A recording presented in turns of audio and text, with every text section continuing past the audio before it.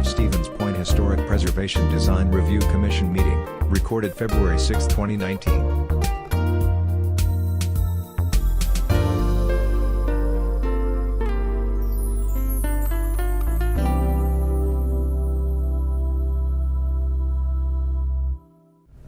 February 6, 2019, HPDRC meeting to order. Report, January 9 meeting.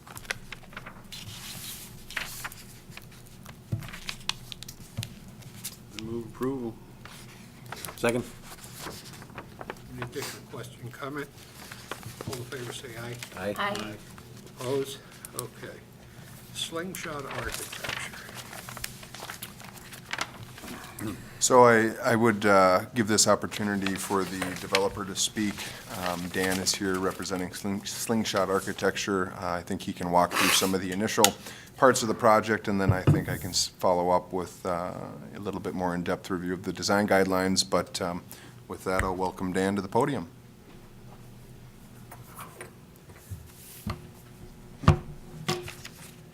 Great. Thank you for the opportunity to come and present to you guys about what we're up to. So I'm representing also a larger development team. So Slingshot Architecture is based in Des Moines. I'm one of three principals there.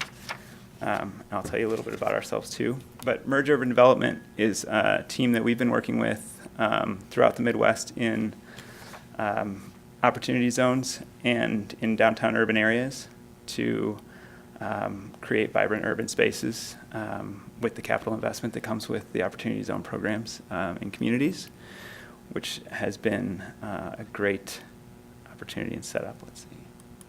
You can use the roller on the mouse. Yeah, That should. I think I just need to be on the window maybe. All right. So in your packet, there's just a little bit about us. I'll just kind of breeze through it, but if you have any questions, I'm happy to go into more depth. So the goal, Merge Urban Development, as I said, opportunity zones are established throughout really the United States in census tracts, looking for reinvestment in those areas, geographic areas. So we tend to look for communities that have projects like this, like the Lullaby site, an RFP that either didn't work out or went unanswered and is a need in the community. That matches up with us well. We've done a lot of urban infill work, and our development team and our investors are very passionate to be a part of these types of projects. So that's kind of how we came to be here. The other parts of my team, so we're all, we have several meetings with the city over the last couple weeks and then in the next couple of weeks. And so Brent and Joy will be at some of those too if you attend any of them. Andrea is our project lead in my office, and like I said, I'm the principal on the project. And we do have our landscape and civil team was here with me in town, and so Sam and Justin are here with me in the audience too, if we want to talk about streetscape or anything. So just as a concept, this kind of sums up how we look at urban development. We know and we want to find really the differences in cultures and in climates and different places. We work a lot in the Midwest. We want to find unique conditions, unique needs in each community, and really ask ourselves and ask our teams, what's different about this site, what's different about this community. Yeah, when we work locally in Des Moines, we challenge ourselves to say what's different about this corner versus that corner. But really the overall experience in a city is vibrancy really comes from people gathering in public spaces. So if we give people a good place to gather, people will do it. So the concept that we're working on, we're calling it the North Side Yard for kind of two reasons. Once we engaged a little bit in this community and talked to a few people in the neighborhood, really the condition of the North Side neighborhood separated from the city center by Centrepointe Drive. Even though it's only 2 blocks away, it feels very disconnected. And so part of the goal was to give an identity and to give a connection to the North Side neighborhood. And then we were really excited about the history of Point. The idea of standing out on the point and logs coming down the river and the lumber industry that was here was exciting. So the graphics of the logo kind of come from that stamping of logs. A little bit about Slingshot. So what we focus on in our work and why we're hired by Merge in particular is we seek to always engage community and leading to the ability for people in place to transform.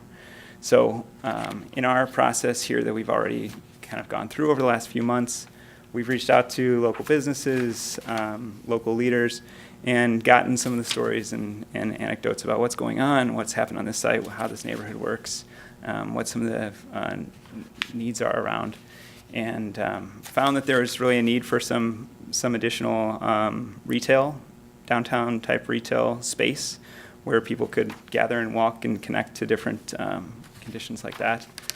So we're looking to capitalize on that. This graphic is one that we use to describe our process all the time.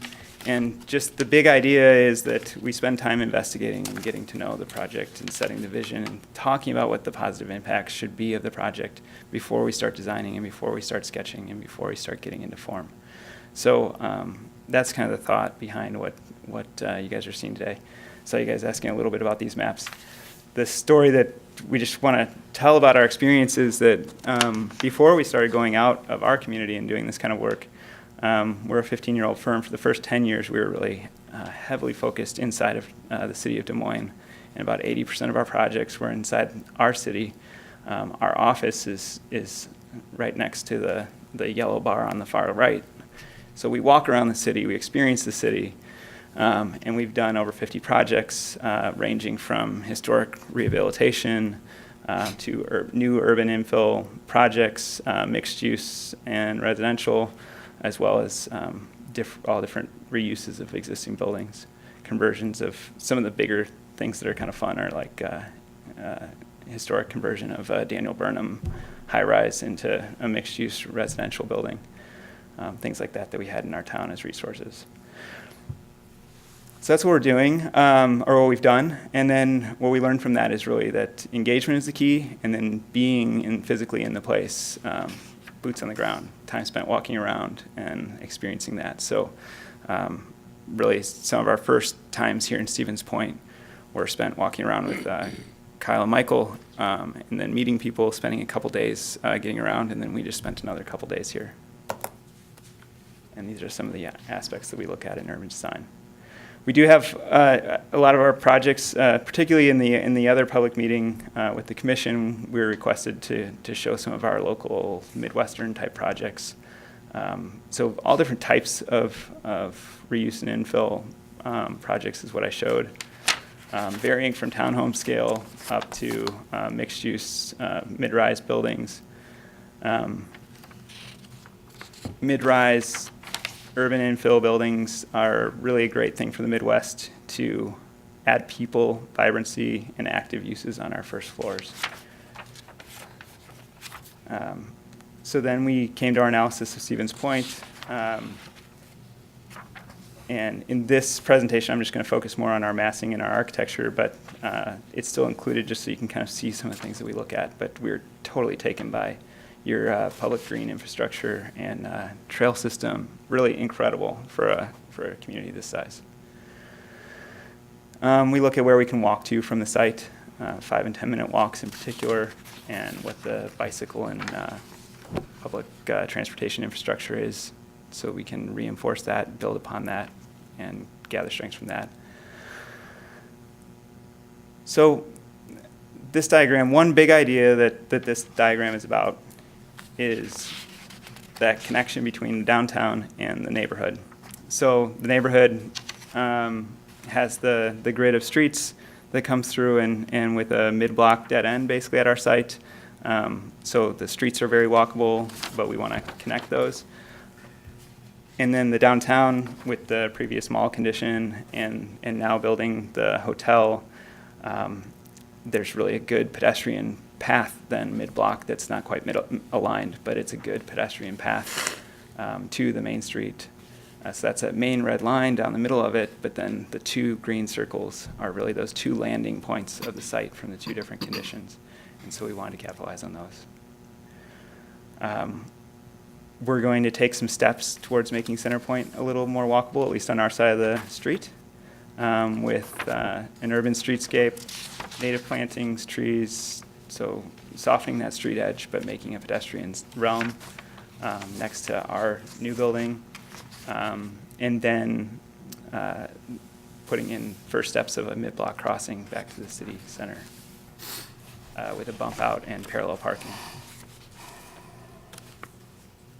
So the form and concept. So what's really unique as an architect on the work that we do with merger development and with this team is that the questions that we are asked to work on, really from their perspective, is not first money or size of project. It's really what's the right project for this location, and what do you think we can do here? We're basically in the business of doing a mixed-use type development, so we're looking for sites that's a good fit on. But once we go past that, it's really a question of what's right. So on this site, we've got this condition where you've got a 4-story hotel on the south side and kind of redevelopment along that edge. And then you have an existing single-family home network to the north that's largely 1 to 1.5 story buildings. And so we wanted to blend and step down that density and that height from south to north.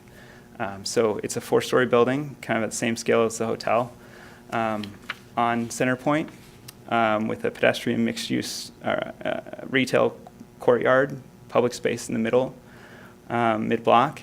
And then the other edges of the block are lower scale buildings. So 3 stories on 3rd, and then townhomes facing the neighborhood. And the townhomes have a few 3-story elements. I'll show you kind of why that was, why we went with that. But that's how we worked on the scale and the massing. Retail in the courtyard, retail on Centrepointe, and residential walk-up front doors on the other street frontages. The interior of the site has quite a bit of parking on it, but it's all shielded from the public realm. So really the pedestrian, bicycle-centric spaces are separated from the car parts of the site. So the site plan, and particularly highlighting some stormwater management techniques on the site to address water quality. But the blue is retail and the gray is residential first floor conditions. So when we do developments like this, one of the other key things that we've learned is vibrancy comes from 2 things: adding people to the urban space and people that are going to walk around and enjoy it and be part of it, and then a first floor that's very purposefully laid out for activity, pedestrian activity, front doors where you want front doors, basically a narrative crafted experience where you see the next place you're going to walk to. And really, as we've gone into communities where we've seen other projects, what we've worked on, the ones that follow that path work, and the ones that don't. And so we apply all those lessons. I'll probably skip ahead mainly into the imagery. You can see kind of the execution of the 2 landing points from the neighborhood and the city, and that the courtyard really doesn't see, the commercial courtyard doesn't really see the parking so much. And then the other thing is the red lines kind of highlight some circulation. So we look for walking loops where you could walk your dog around the site, and it's kind of got a long enough loop for that. But then we can also connect into the loops that are part of the neighborhood. And then we've actually started talking already to the developer to the west of our site, who's also doing a new project there, and just starting to talk and look for synergies where we can do that. So as we get into it, this is kind of a dynamic view of the log concept, as far as looking at the buildings as a stack of logs, which is basically delineated by stone or brick, masonry, base pieces, and then this metal panel on the top levels articulated. So when we get down to street view, that's really where it sings, or where you can see that happening. So the first floor public realm will all be storefront and masonry. We've talked to a few retailers in town, tall spaces, large pieces of glass, but shaded storefronts so that merchandise can be displayed well in the interior. The structure of the first floor, we're going to use at least in the column structure, glulam beams. So there will be this wood right behind the glass in columns. You can kind of see it in the corner of my image there. Just to add interest, to add specificity to this particular building. So on the long sides of the concept, we have balconies and all the glass from the units on the upper floors. That is a metal panel running horizontally, and then on the ends, the kind of idea of an end cut is this 45-degree run of the same metal. So to give texture to that. And then at the ends of the building here, particularly at the courtyard, this image shows where we're letting the ends go in and out. And that's, a drying pile of milled lumber has that really rich, amazing variation of length happening at the end. And so we wanted to use that in the urban space to really show where this courtyard is, to announce that that's where you come in, and that that's really kind of the end of the hallway and the end of the units too. So it works out pretty well. And then underneath the ends were heavily glass and metal, and then these are the masonry piers, like what I was talking about, that basically the rest of the building's set on. So we wanted to be at scale to the pieces of the city that are around here in Massing. And we wanted to provide this real rich Main Street retail experience. The corner retail bays are a little bit larger, and then in the middle of the plan is micro retail, and that's something that we use to create a condition where startup retailers can get into a space and not have a lot of infrastructure costs getting in. That's what's really hard for startup retailers. So these will be 600 to 1,000 square foot bays, and they'll share bathrooms on the backside. They won't have to build out plumbing as part of their retail. And it also, the other great thing for our conversation today here is that generates lots of front doors right here, very much like a historic Main Street condition. Today, when we build big retail on the base of buildings, it only generates a couple doorways, couple entry points, couple pedestrian points of interest. So with this strategy, we can have really 5 to 10 doorways on each side of this courtyard, which will be very active that way. From inside the courtyard, so landscaping a space in the middle, and then outdoor dining opportunities, some benches. This will all get specific once we have the users, but this is the concept that we're working on. And really, as soon as what's fun, sorry, I kind of pitch merge a lot, but what's fun about this group, working with this development group specifically, is they're trying to open day one with 50% of their ground floor open and ready to go. And that's a unique balance in the development world. Usually people are good at residential or commercial, and we try to balance the two. So really, as soon as we get through the approvals here in February, we'll be reaching out to local retailers that would be interested, and then we'll supplement, if needed, with other ones that we've worked with in other cities, if needed, and then start crafting that specifically. So this is the view looking back on Centrepointe to the west, to the east, sorry. And so the concept, or the buildings are they're larger buildings, but the way that they're broken down, the end condition has a different articulation, and then the storefront glass is really focused underneath that. As we go down the facade, there's still some entry points here, and then as you get down towards the courtyard again, it's a large focus of a big storefront glass at the corners. And again, that articulation. So what we're happy with this is that we really got about 5 different articulations as we went down the block, breaking down the mass of the building into these discernible pieces and giving more pedestrian scale to this space and setting it up for really strong walkability now and in the future. And the other thing you can see here is this, where the purple tree is. Flowering tree in that 1 week of spring, is another entry to a more private residential. We call it the residential courtyard, but it's just kind of an internal courtyard. It doesn't have retail use on it, but it is a green space for everyone to use. It'll still be public and not fenced off or anything, but It'll just be more behind the buildings. And this is where we start doing walk-up units on 3rd Street. And then here's a close-up view of that. So here's the view into the courtyard, more of a quieter green space. This is an amenity lobby gathering room for residential uses or community uses if we find them. But then these are walk-up residential units and apartments up above. And this is from the neighborhood looking down the same way. We were very focused on making sure that even though it was a 3-story building going down this road, that there was really a 2-story datum to the public realm that was at the scale of the houses. And then you can see this is where you pull into some of the parking or pull out. It's probably the lesser of the 2 access points for use. It'll be more direct to come off of Centrepointe on the other access, but this will help with circulation. This is the egress point for the stair from up above for the apartments, and then this starts the townhome part of the project.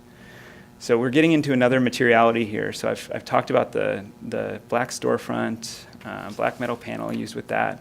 I've talked about the silver metal panel, and what we're really looking for there is kind of a natural patina, hopefully not a painted finish, and metal panel there. And then the warm tone there will be composite wood material. So natural wood materiality to it, but with a commercial grade finish, so that we're not having any durability issues. But adding that other tone into it and that other scale into it that's a little bit more at the house scale. And then here's the view. So this is the connection point, pedestrian path through the site that matches up with the neighborhood across the street. And then here you can see what I was talking about with 2-story walk-up. So one townhome is this. This is the porch to one townhome. This is one unit, and then the next unit is kind of this piece. And this part that goes up 3 stories, there's I think 4 or 5 of them that we're proposing, and that'll actually be a roof deck then on top of that unit. And so that variation we just saw in the street. The street isn't just one horizontal. It's not one height. Not all the houses are the same. They're all really different designs and of different heights. So we wanted our walk-ups to vary that way as well. One of the comments that we heard kind of consistently from people we interviewed was if we could show, some new modern ways of living downtown in urban space. And so this was one of those ideas to have a 2-bedroom, 2-bath, or the 3 stories a little bit bigger, kind of 2 bedrooms with a den or an extra bonus room or something, where even a small family or something could participate in the downtown urban living. So we were really excited to bring that, and then also that was the right scale for the backside of the site here. I think what really excited us too is we were talking a lot and thought a lot about the 4-story step down to 2-story and then go to the neighborhood. I think it's equally exciting to look at this way from the neighborhood to the 4-story, where when you look through these gaps, you actually see and you know where the retail experience is and where the public gathering point is, just by natural wayfinding of the scale beyond these buildings here, where they're not overpowering. It's not a tower beyond, but it's a step up. And this is internal, so off the parking lot, there's a garage, and then some upstairs patio spaces for those units. I think I went through all of the materials. I think I went through the elevations. This kind of the closing shot, but happy to answer any questions as we go here.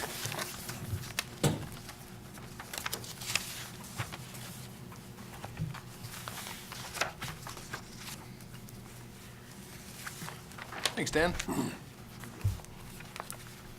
I don't have a whole lot to offer. I think Dan did a pretty good job. I did put together a pretty thorough staff report in regards to the standards for new commercial construction, how they relate to existing historic structures within the downtown, One thing I do want to note is the area that this site exists, which is in a transitional zone that's not necessarily surrounded by your 100-year-old historic structures, right? It's surrounded by newly renovated portions of the mall. Obviously, it also borders the newly constructed Cobblestone Hotel. And from a massing standpoint, you also have several other buildings that are at the same height at 4 stories, at 3, or even higher with high-rise at 7. And if you stretch that further into the downtown, you've got buildings there with Associated Bank at 6, Whiting with, I believe, 5, and the Executive Place at 3. So from a massing standpoint, I think it fits. They do a very good job of breaking up the monotony in terms of the architectural design as well as the facade materials. And I think it is fitting for the location, even though the materials, aren't original wood, aren't full brick. If you can remember with cobblestone, brick veneer was approved. Cobblestone also has ephes, which certainly is not a historic material. So again, I think what they've done here as well, looking at the history and trying to match the site to, or make it recognizable to the historic lumber industry that occurred on site, adjacent to the site, and on the Wisconsin River and other areas of downtown is unique as well, and kind of makes the development special. So with that, we are recommending approval with the conditions on page 1 of the staff report, and I'd be happy to answer any other questions that the commission would have at this time. Okay, so the commercial side of all of this potentially could suck business away from Main Street. How do you propose to connect the two? Centrepointe is a pretty busy street, let's say. So, Overpass, what do you? sure, with any new development, whether it's residential, commercial, manufacturing, new space is always more attractive than old space, right? However, in most cases, old space will maybe garner a lower lease rate. So I think, as staff, we work in economic development, and if you walk down Main Street right now, you can probably spot 1 or 2 vacancies. 2012, when I started with the city, you had about a dozen vacancies in downtown. So we've seen this shift in the economic climate in downtown, and it's one that now is very strong and has been very steady. And we get a lot of interest in our office for small retail space in downtown, but we're maxed out. We can't really go west, and we can't really go east, given the existing infrastructure, given the river, given the park. This is an opportunity to expand that retail to the north, meet that need that we've identified from a retail standpoint.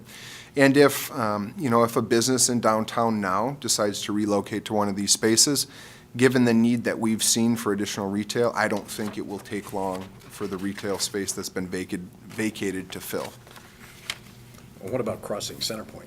So, sorry for not addressing that as well. So if you look within the plans that they've shown, they've done a lot, and Dan can probably speak to this a little better than I can, but there's the existing mid-block crossing right next to Great Lakes and right next to Cobblestone.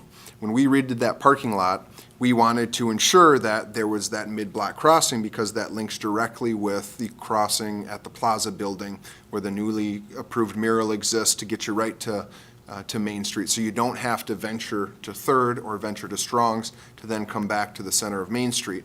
So they've really placed their entire design around this mid-block crossing. So that crossing comes out from Cobblestone, and then it would hit a pedestrian crossing within Centrepointe that would then link directly to what's shown on the screen here, which is the pedestrian corridor in between the 2 commercial mixed-use buildings. So essentially, they are funneling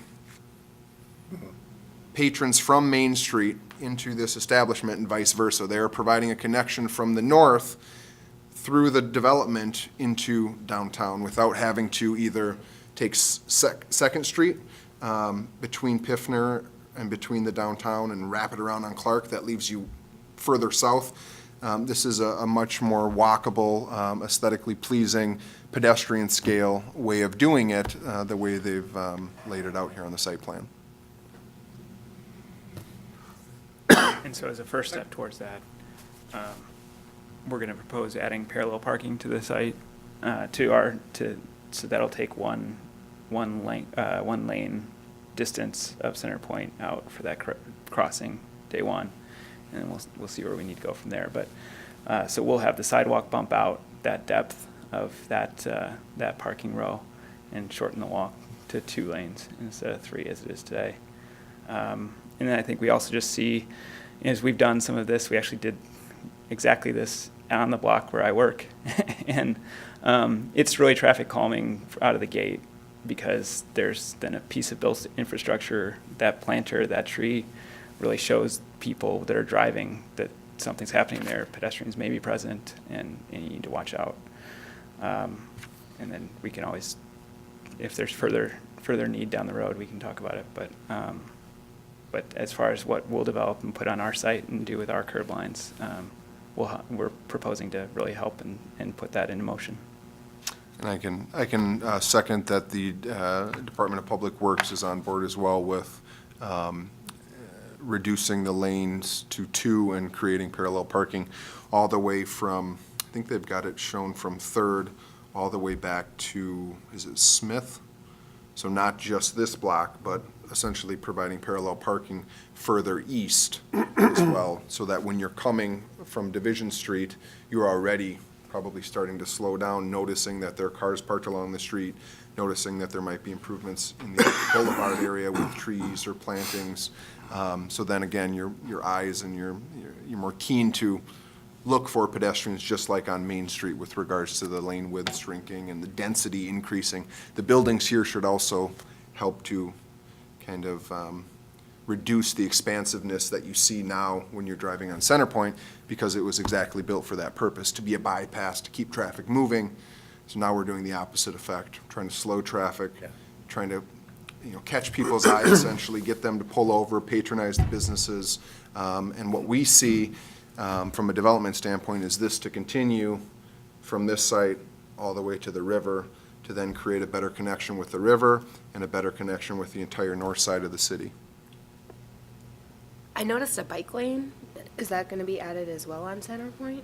So I think there'll need to be a little bit further analysis with regards to, widths of lanes, what needs to be done to accommodate a bike lane along the entirety of Centrepointe, because there's also the potential plan, and I think this may come out of both the comprehensive plan and the downtown targeted area master plan that's occurring, is that there'll probably be recommendations to convert Centrepointe from one-way to two-way. And then it's a matter of, pursuing further studies and traffic analysis on the street, and then potentially budgeting for those improvements and making those necessary changes, which could be a 3 to 5 year process after a development such as this, or it could go hand in hand with a development such as this. Talking about constraints as far as bike lanes, adding bike lanes going 2 ways. Experience that we had, I was on the advisory committee when they redid the square. Mm-hmm. Okay. And it looked good on paper when it was initially drawn up. However, when the fire chief went down there, they had to make some changes in configurations. And looking at this plan, I don't believe that the fire department's aerial ladder would be able to get into the interior of the site. So that's not our purview necessarily, but it's just a very strong recommendation. You're correct that it's not, the fire department, the fire marshal have been in contact with the developers and have discussed those specifics. Okay. And in summary, feel as though that the existing layout can service, their trucks can service response in the event of a fire on any side of the development. Okay.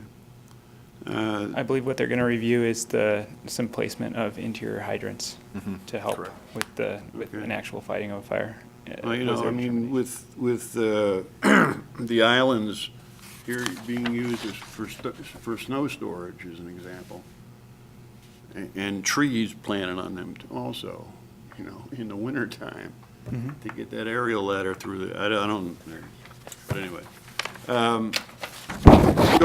Regarding number 2 of on your staff recommendation, building codes and zoning ordinance requirements shall be met. A portion of Chapter 23 is parking. The plans call for, on page 7 rather, a total of 211 total residential units. And if you look on page 49, counting off-street parking, which is not usable at night, but the total is 135 parking spaces, including 18 off-street sites and 4 unloading sites. That doesn't comport with what I see in Chapter 23. I have recognized the difference as well, but I would remind the commission that zoning is a separate review, and this zoning district, B2, does not require parking ratios. So if it's, 211 units, there's no ratio required in the B2 zoning district. So from that standpoint, if they want to choose 135 stalls or 90 stalls, there's no ratio, and staff doesn't have the authority then to recommend or require parking stalls. If they didn't want to do any parking stalls, they wouldn't have to. Chapter 23 says in all zoning districts. Chapter 23 also has an excerpt that says in the B3 and the B2 district, parking ratios and requirements are exempt. And the other. For example, Cobblestone has 40-some rooms, and they have 7 on-site parking stalls. And there's only space for 8 bicycle racks. Just, again, a reminder, Historic Preservation Commission, focus on the design guidelines within the design guidelines. Well, or the standards within the design guidelines, and/or any other review or approval within Chapter 22, Historic Preservation. Where'd he go? Oh, there he is. I'm expecting you up here. Are you going to do anything? I like your idea of making this look like lumber stacks and all that stuff, but are you going to do something to explain that? To somebody who might be just ambling on through? Absolutely. Well, I think we're looking for 2 experiences. One, that it's just pleasant to be around, and then I think, so we're excited to get into that. I have someone who actually just joined my team that's an interior designer but focused on brand and experience. So we're excited to further portray that.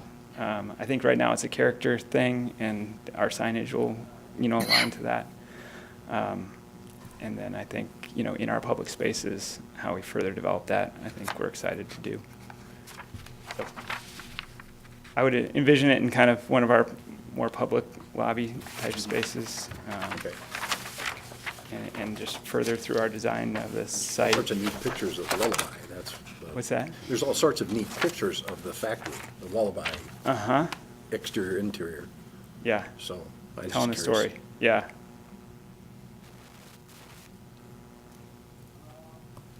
Yeah. I don't really have a question, just a comment. I feel really privileged as a Stevens Point resident that architects and developers of this caliber are looking at Stevens Point as a place where they want to invest millions and millions of dollars in this project. As an alder, I take a lot of satisfaction and pride in pushing for quality infill redevelopment, and during this time of this particular council that recognizes the taxable value of infill redevelopment that this comes forward. We have been, in council, we have been looking at this for quite a long time, and I have been just incredibly impressed with the thoughtfulness, the thoroughness of these architects and the developer, and coming forward with such a sympathetic and careful design that is not just attentive to this space, but the entire town. How does everything integrate together?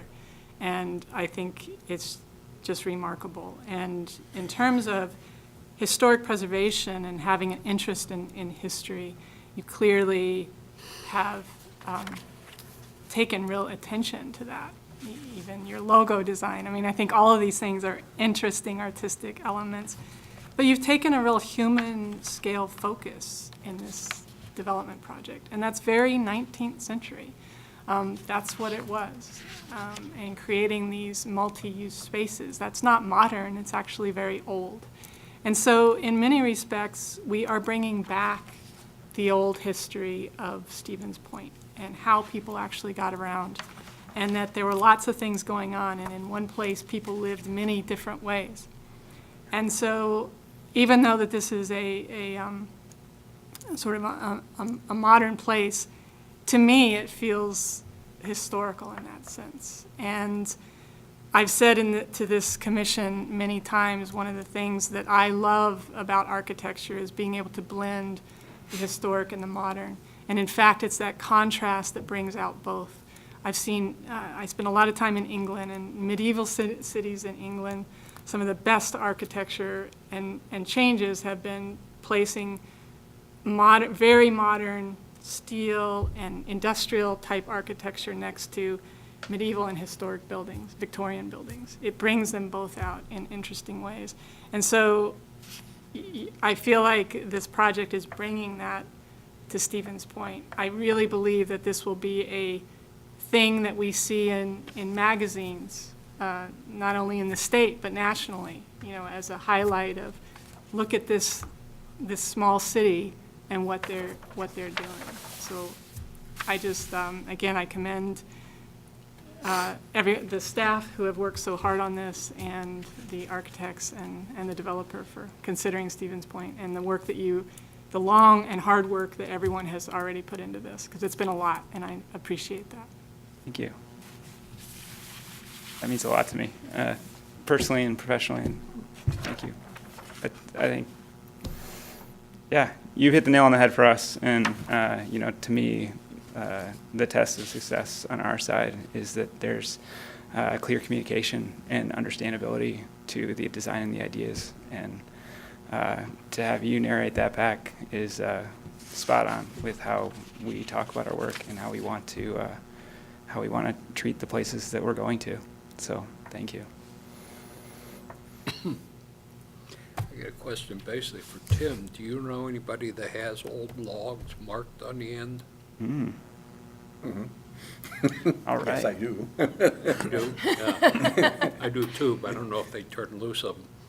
No, that wouldn't be available, if that's what you're asking. Yeah, that's for them to get their hands on. Could we even visit and just see and talk about them? Talk about which? Yeah, just like if someone has them, and Oh, you yeah, know, yeah. that'd be fun, because it could kind of inform how we go about maybe bench design in this Sure. in the site or something. Sure. I'd love that. Thank you. What other part? Yeah, they're out at the park. We have a historic village. Uh-huh. That's where they're stored, Okay. Awesome. along with some of the photos, so, that I Perfect. mentioned earlier. Yeah. I know what I'll be doing on my next trip. I'm ready to make a motion if we're at that point. All right, I move to approve with staff recommendations. Second. Any additional questions, comments? All in favor, say aye. Aye. Opposed? Thank you. Thank you. Quickly, just a reminder that we are having a special meeting next week on Wednesday, 1 PM, and it'll be an on-site tour. The tour, while I haven't told you yet, will be of the Belkey properties, and then we will reconvene back here, I would think probably an hour later, for formal action on a few different requests, both with the project adjacent to this one, as well as a couple other minor requests. Where are you going to start the tour, on 3rd Street or 2nd Street?